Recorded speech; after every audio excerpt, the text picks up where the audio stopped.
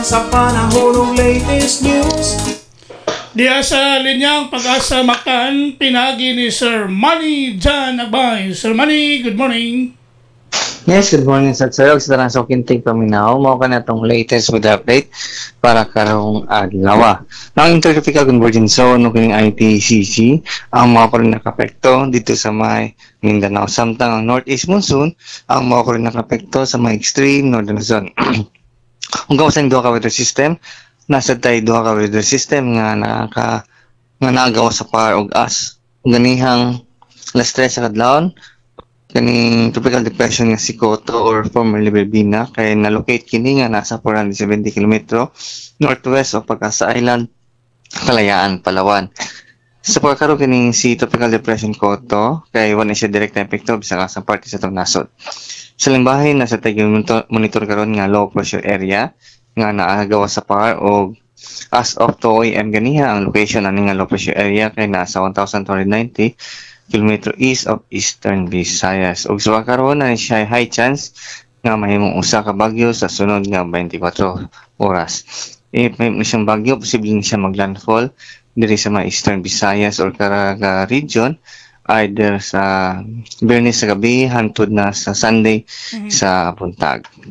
Ug para sa tuang forecast weather condition para din sa Metro Cebu lakip na sa tibuok probinsya Subo sa sunod nga 24 oras.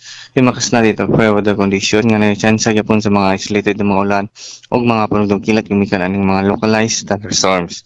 Samtang hinay nga to na sa kasarangan ng hangin nga nagagikan sa amihanan ngadto sa amihanan kasadpan ang mopaslabi dinhi sa tibuok Visayas. Tinambalod sa atong karagatan malinawon ngadto na sa kasarangan ang mga pagbalod.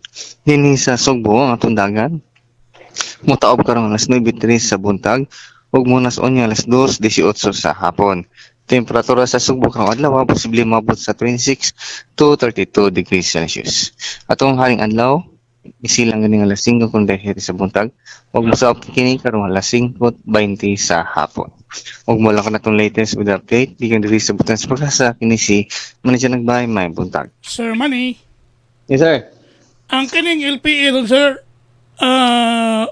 gibana-bana ni nga mo mamahimo ni siyang bagyo karong adlong Biyernes. Di sir, kan mahimo siyang bagyo. Aha.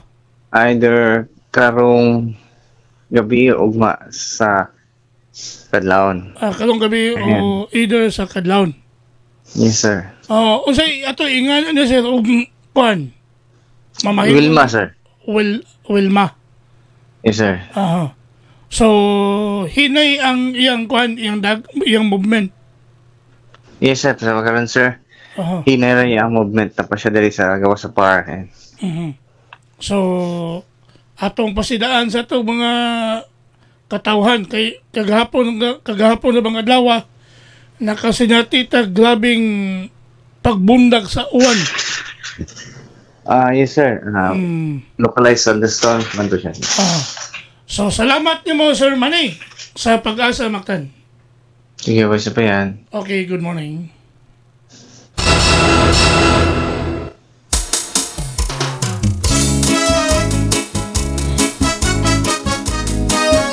Inyo gadabati ang atong dagan sa kahimtang sa panahon kun weather update.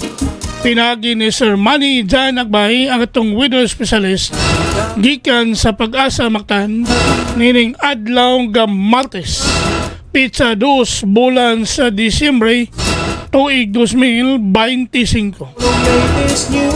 Salamat kayo ni Sir Manny Jan Agbay ug mayong buntag sa Pag-asa Mactan. Ang hawak o paminaw sa'yo sa kabuntago